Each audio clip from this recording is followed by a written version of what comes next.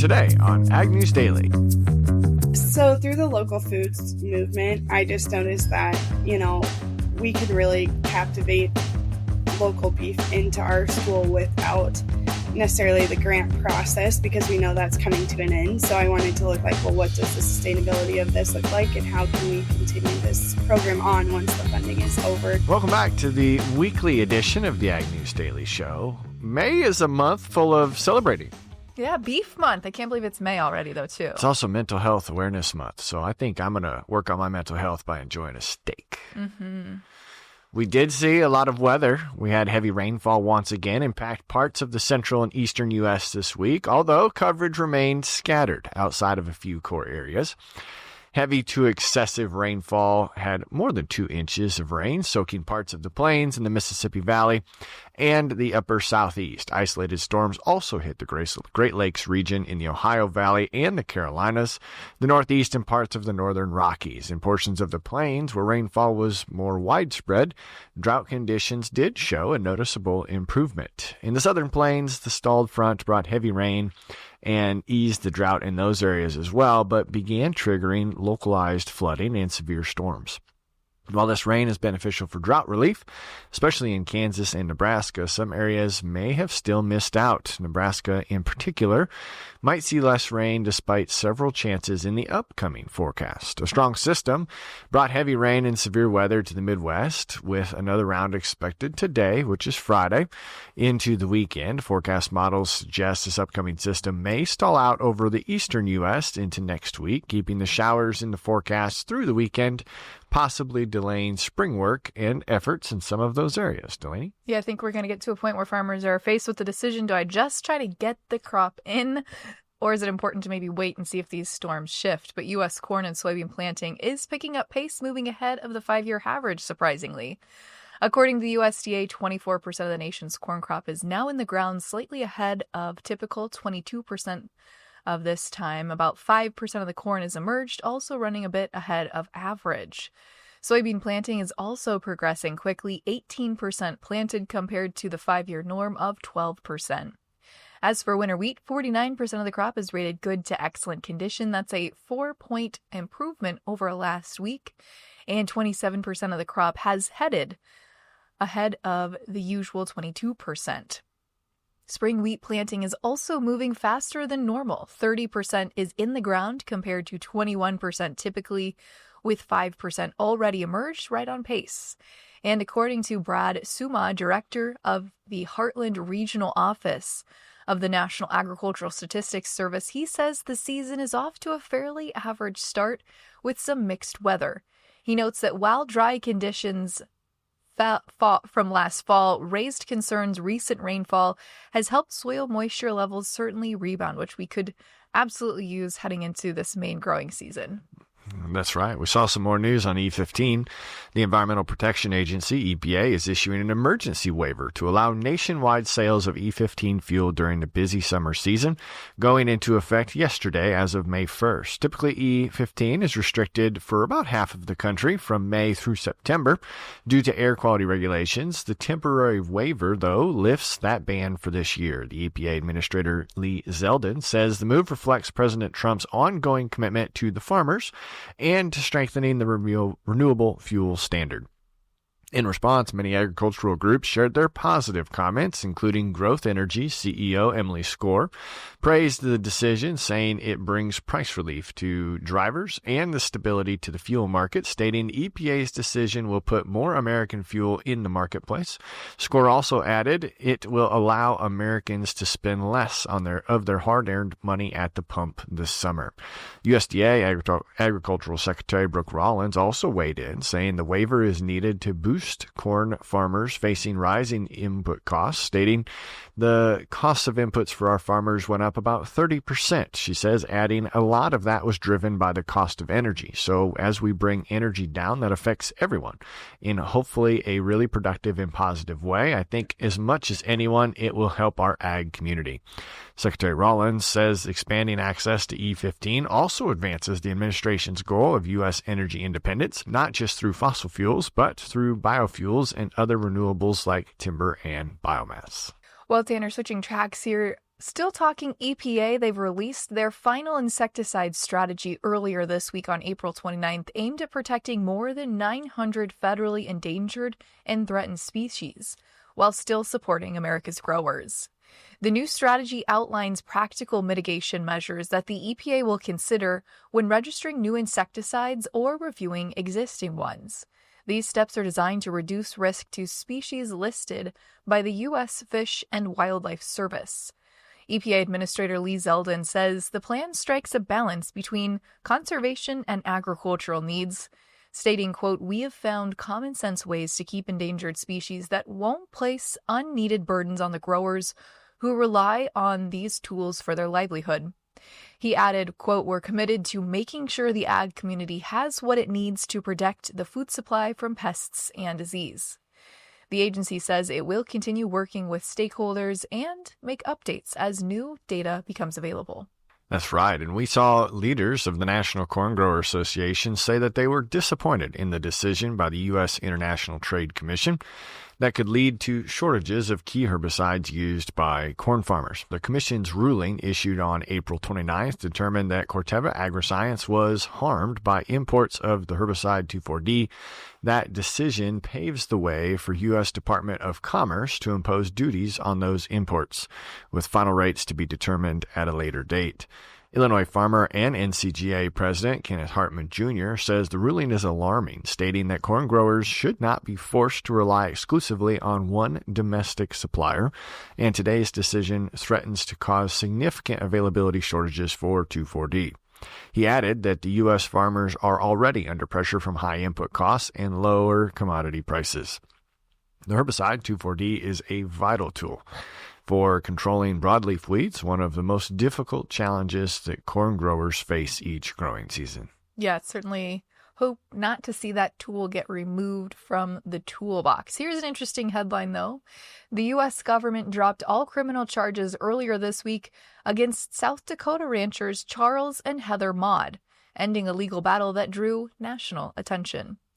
The Mauds were indicted last June after the U.S. Forest Service alleged they had illegally used federal land adjacent to their property near the Buffalo Gap National Grasslands. The dispute began after a complaint claimed a fence on the Maud property blocked public access. A survey was conducted, but the Mauds say they never received the results before being indicted by a federal grand jury. This week, U.S. Agriculture Secretary Brooke Rollins announced that the charges have been dismissed. Rollins said that, quote, "We must ensure our farmers and ranchers are not targeted for living the American way of life."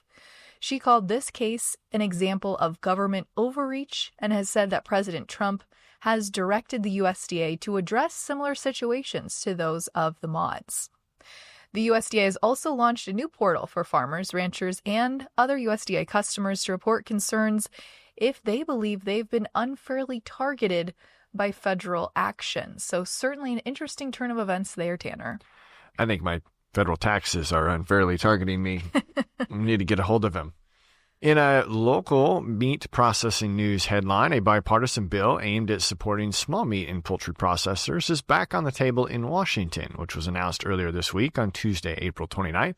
Senators John Thune of South Dakota and Tina Smith of Minnesota have reintroduced the Strengthening Local Processing Act. The legislation is designed to help small processors upgrade their operations and improve food safety planning. The bill would expand access to critical resources, including training, technical assistance, grants, and support for selling inspector-approved meat products across state lines. Senator Thune says that the bill will help local processors meet that growing consumer demand and create more marketing opportunities that are closer to home. Senator Smith, whose state leads the nation in turkey production, says the strong processing sector is vital to the farm economy, stating that right now only a handful of large companies dominate this industry. This legislation will provide a level playing field for small operators to compete. We're going to talk more about small operators here in just a little bit, but a few more headlines before we do. The U.S. and Mexico reached an agreement on how to handle a damaging livestock pest called New World screwworm, announced earlier this week on April 30th. Reuters says the agreement was reached only after Secretary Rollins threatened to limit Mexican cattle imports coming through the southern U.S. border.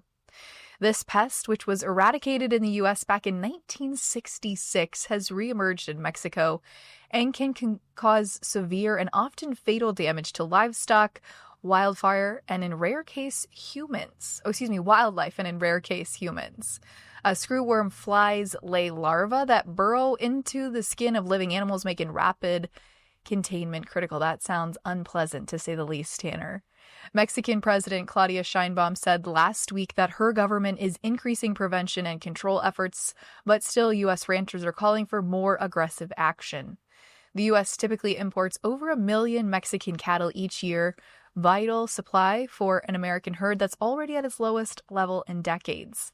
Imports were previously halted from November of 2024 to February of 2025 after the screwworm outbreak was confirmed.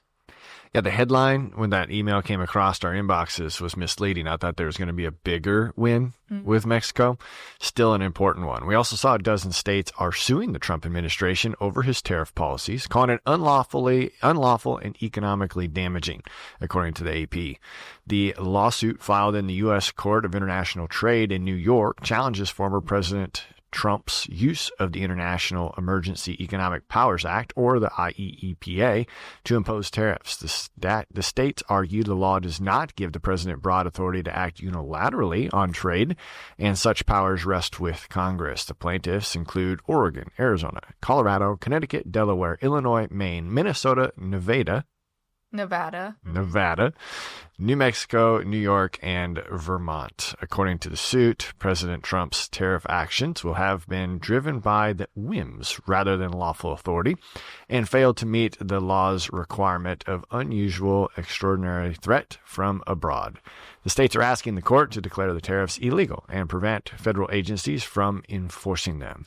Yeah, the one question I have here is this lawsuit in reference to Trump 1.0 or Trump 2.0? Says former President Trump, according to the written article. Yeah. While China's grain supply is not expected to suffer despite a drop in U.S. feed grain and oilseed imports, officials say the country has ample reserves and access to alternative global suppliers. The world's largest buyer of soybeans is set to receive a massive shipment of oilseeds from South America in the second quarter here.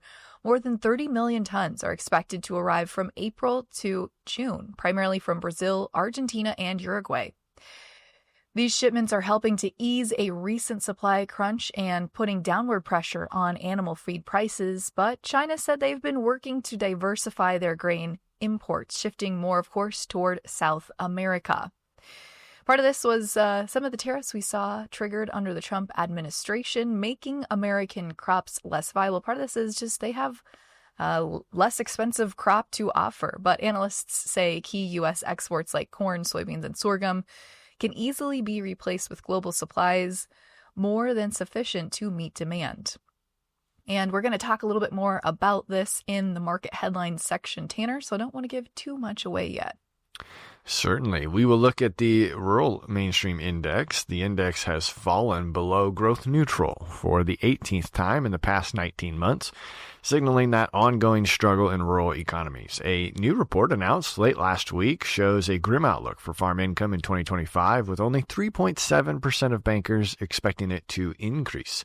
In contrast, 63% predict it to drop compared to 2024. For the 10th time in 11 months, the index also reports a decline in farmland prices, while farmland equipment sales have dropped for the 19th consecutive month. When it comes to tariffs, only 7.5% of bank CEOs recommend returning to January 2025 tariff levels, signaling a reluctance to revisit recent trade policies. Trade data from the International Trade Association reveals a sharp decline in regional exports of agricultural goods and livestock. In January 2025, exports totaled $964.3 million, which was down 14% from $1.1 billion in January of 2024. Mexico remains that top destination for U.S. ag and livestock exports, accounting for 45% of the total regional exports in that first month of 2025. Well, final headline here before we kick it over to our interview for today. Secretary Rollins has announced this week a second round of payments for specialty crop producers through the Marketing Assistance for Specialty Crops program. This round will provide an additional $1.3 billion in assistance for specialty crop farmers. The USDA's Farm Service Agency has already delivered nearly $900 million in first-round payments to eligible producers, but Rollins emphasized that the initiative reflects the department's commitment to supporting American farmers. Rollins also expressed gratitude for the work specialty crop producers do, highlighting their critical role in providing safe and abundant food for American families and the world. The MASC program, that's not a very creative acronym, helps producers cover marketing costs for a wide range of crops, including fresh and dried fruits, vegetables like dry edible beans and peas, mushrooms, tree nuts, and other specialty crops. So just one of many payments I'm sure we'll continue to see here come out. Well, May, of course, is Beef Month, and we're going to celebrate it all month long, eating some good steaks, but we've got a special guest to get us kicked off with May Beef Month, who started a direct-to-consumer beef business. We're chatting with Jordan Classen, who, along with her husband, started their farm back in 2016 and has seen it grown every year since. But it's not just about their business, they're also supporting others in the industry along the way. Let's dive into that great conversation now. Tanner, I'm so excited for today's conversation. We are joined today by one of my good friends, Jordan Classen, who farms with her husband out in Nebraska. We're going to talk about all the cool things they are doing on their ranch and operation. But Jordan, first of all, thanks so much for joining us on the podcast today. Yes, of course. I'm excited to be here. So Jordan, before we get into really the Classen cattle company that you and Travis have so diligently built over the last few years, let's talk a little bit more about your background and how you came into the industry. I think you have such a unique story as well, personally. Yeah, so my dad is in the military, so we moved all around the United States growing up, mostly between Colorado and North Carolina. And so when I was in high school, I found my passion for agriculture because I was able to work on a roadside produce stand, and we mostly emphasized like a strawberry U-pick patch, but also had other produce as well. And so by working on that farm stand, I learned how to communicate with a lot of consumers and just kind of figured out like people do really have a lot of questions and they are curious, and it just filled a void in me that I didn't know I had. I really found a passion for ag that way and wanted to pursue that in college. So then I came to the University of Nebraska, and then that's where I met Travis, and we kind of came up with a shared vision together of his passion is the cow-calf side of the operation, and then mine is the answering people's question and getting great beef into their hands. And so we kind of sat down, and we say it's our kitchen table dream. So we sat down at the kitchen table and figured out what does that look like and what is that process. And so that's kind of how we created our direct-to-consumer beef business. And how many years have you been running that business now? Really heavily for the last 4 years. And before that, we started all of this in 2016. So I love that. I actually didn't know some of that story that you shared about being in the U-pick business. I knew you had traveled around in some of that stuff, but I learned something new about you today, Jordan. Yeah, and I feel like strawberries always make people happy. So if I hit the lottery someday, then I'm just going to be a strawberry farmer. I love that. Okay, so you and Travis sat down. You had this kitchen vision. Also didn't know that, so I kind of like how you phrased that. But how did you guys go about sitting down and coming up with this vision, but then turning it into real life? That takes a lot of time and energy and dedication. How did you guys go about building your beef business?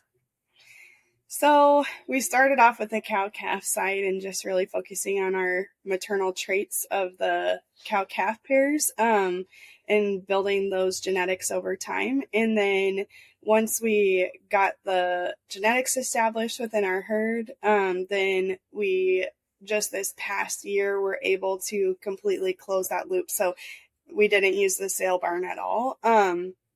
All of the cattle that were born on our farm were retained on our farm. So whether that was retained through ownership, putting them back into the cow-calf pair operation, or retained under ownership to go into our feeding program for our direct-to-consumer business. And so it just took a lot of time and math to kind of figure out like what that looks like.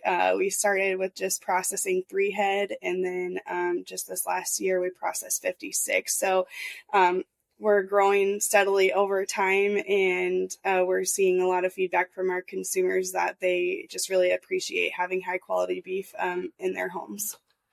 So tell us a little bit more about your group of consumers. Are these local friends? How are you finding the end user? Yeah, so I'm really fortunate to love going to farmers markets. So I go to a couple farmers markets. One is on Saturdays in Bellevue, Nebraska. So it's kind of like a subset neighborhood of Omaha. And that's a really great market. It's got a lot of like small makers and things like that at it. I would like to be able to be in the Omaha market at some point, but I need to scale some more to be able to carry enough product for that one. And then in Lincoln, I go to the market. It's called the Sunday Market at College View, and it's off of 40th and Prescott in Lincoln. And that's the grocery store market of Lincoln is what it's coined and referred to as. And that's just a great market. It has a lot of produce vendors and things like that. And so we really pride ourselves on bringing high quality food into Lincoln on the Sunday in Lincoln. But in addition to the farmers markets, Jordan, you guys are also doing, like, if somebody wants a quarter or a half or a whole, you'll work with them to do that processing and whatnot as well. And you have a physical location, or is it a storefront, or just where you're working and doing all of the? Yes. So we have a storefront. It's open on typically right now, because we're headed into the market season, I'm open on Thursdays. And so that's from 4 to 7 p.m. So people could come in and shop. This is also a place where they could come in and pick up that beef share if they wanted to, or if they just reserved any other kind of order. And then we do the markets, and we have the storefront. And then we also put some of our beef in schools as well. In schools. Tell us more about that. Yes. Yeah, so through the USDA, there was a grant called the Local Foods Grant, and so schools were able to take part in that. There's one more round of funding here in Nebraska for next year, so that will extend into December of 2025. But I'm able to kind of conglomerate with schools and find out what their needs are. So typically what I sell to schools is 10-pound tubes of ground beef, and then also ground beef patties. But I do have schools who want to have like a celebratory beef meal, whether that's for students who are outgoing seniors or just something to celebrate like beef month and things like that. And so sometimes I'll sell them like a custom product that they are wanting for that meal. So whether that's like sirloin tips, Philly steaks, brisket, things like that. So you went through this process to apply for the grant so that the schools could effectively have fresh beef for the students, where a lot of the community is sending their kids as well. And then there was also an element, right, of where you're also incorporating other beef producers in the community to help sell or donate their meat to the school project as well. Yes. So through the local foods movement, I just noticed that, we can really captivate local beef into our school without necessarily the grant process, because we know that's coming to an end. So I wanted to look like, well, what does the sustainability of this look like, and how can we continue this program on once the funding is over? And I work at Boone Central Schools here in Albion, and so we came up with a local beef program. It's modeled after Waverly School District, which is over by Lincoln. And so producers can donate their beef. We're filing for the 501c3 process right now. And so that beef will be able to, be tax exempt and everything like that, and donations as well. So we take in donations from companies or community members, and that's a monetary donation, and that goes to our processing costs. And then we take in physical donations of live animal or already processed beef. Everything just has to go through a USDA plant to be put into the school system. And so we work through that, and to kind of outline that process, essentially I worked with our food service manager to identify how much beef we go through in a year. And then I kind of filled that with producers. there's quite a few of us working on this project. And so it was really helpful to be working with people who know other people in the community. And so our hope is that, maybe every couple of years, then people come, to donate, and that we're not relying on the same producers every year, unless they wanted to, really participate every year. That's totally fine too. But just continuing to spread that out. That's awesome. Tanner, your kids would probably flourish if they got some local beef rather than whatever the schools purchased today. Absolutely. They both went to school with chopped up beef sticks and cheese sticks because they didn't like what was on the menu today. Yeah. I'm curious. Go ahead. I like to consult with schools and just kind of talk to them about the local foods program, and then also how that might look as a sustainable program in their school moving forward. And we've seen a little bit of uncertainty here in the funding of the program in the last couple of weeks, as far as if it's going to continue to be something in the future that schools can take advantage of at the national level. But it's definitely something that can be sustainable if there's multiple farmers who come together to make it happen. I'm curious, out of all of the ways that you distribute your beef, what's the most popular cut? Definitely our ribeyes. Our ribeyes are a hot commodity. I was sold out of ribeyes in August last year. So if you want some Classen beef ribeyes, definitely be reaching out soon, because they fly off the shelf. And then also our Philly cheesesteak meat. It's just a different, unique cut. And so that's a quick cooked meal that you don't have to put a lot of time and effort into, and you can make French dips, Philly cheesesteaks, enchiladas. You can put it into soups, all the things. So I'm getting hungry. Ribeye is also my favorite cut of meat, so now I'm thinking, ooh, that sounds pretty good tonight to eat for dinner. Yes. I actually told Travis a couple weeks ago, I was like, we need to set our ribeyes aside for our own family before we start doing markets, because last year I didn't think about that, and then we sold out of them, and I was like, man, I could really use a ribeye in October. Well, Jordan, I think it's just so unique and special what you and Travis are building, and I'm sure there are tons of other ranchers and producers that have tried something similar or in the process of setting it up for themselves. What's your biggest piece of advice if we have folks watching and are thinking they're really inspired by your story? How do they get started? Yeah, just doing research, market research, and figuring out kind of what your niche is going to be. And then once you've got that figured out, I believe in a lot of visual branding and visual marketing. And so being able to truly tell your story and just continue to be authentic and answer people's questions, I really think goes a long way. I've only got one more question left. You go. Is that you and your husband on the poster over your shoulder? It is. And that looks like a country music album cover. It does. We get comments all the time. People are like, oh, your Yellowstone picture. And I'm like, well, actually, that was our engagement photos. So we just got some new photos done recently. They're on our website now. But yes, that's one of my favorite photos. And I love the ladies at the farmers market of the older generation. They're always like, is he a country music singer? Is that Tim McGraw? And I'm like, no. It's not Tim McGraw, but it's a captivating photo that just kind of catches people's eyes at the farmer's market. And if you could get people to slow down and talk to you, that's kind of the best way to always just engage with them. I love that. Well, Jordan, thanks for joining us. Before we let you go, you mentioned your website. How can our listeners connect with you if they want to hear more about your story or follow along with your journey?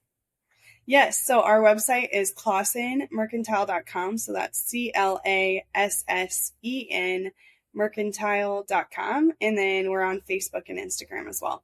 Awesome. Well, Jordan, thanks for sharing your story with us and our listeners today. It is truly inspiring. Thanks for having me. Well, it's always fun to have those conversations. We appreciate them being a guest of the podcast. But Delaney, it's time for markets. What's happening this week? Yeah, definitely a lot of lackluster headlines this week. Markets didn't have a lot of fresh news to chew on, but trade and weather seem to be the two major fundamental factors markets are watching.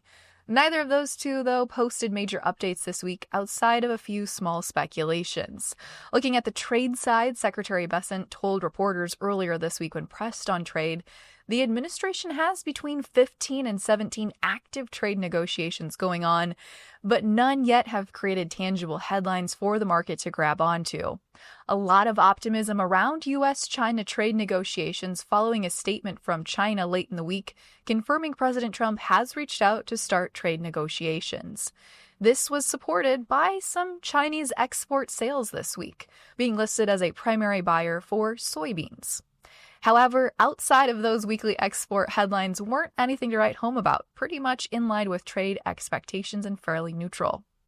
May 1st serves as first notice date for May contracts, which has added some volatility to the markets, but not enough really here to push grains outside of their current range. So not much going on yet in the grain markets, but cattle hit new records this week with cash cattle coming in at $220.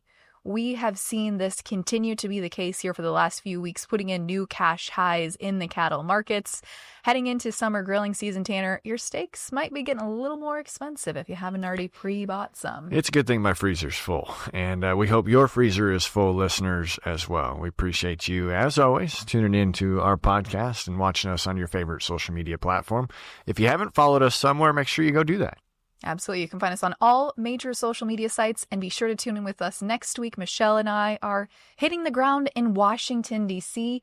to chat with some top legislators about different issues impacting the business of agriculture. You never take me on any of these fun trips, but listeners, we'll all be back to see you and talk to you next week. But for this week, what do you say, Delaney? Should we let them go? Let's let them go.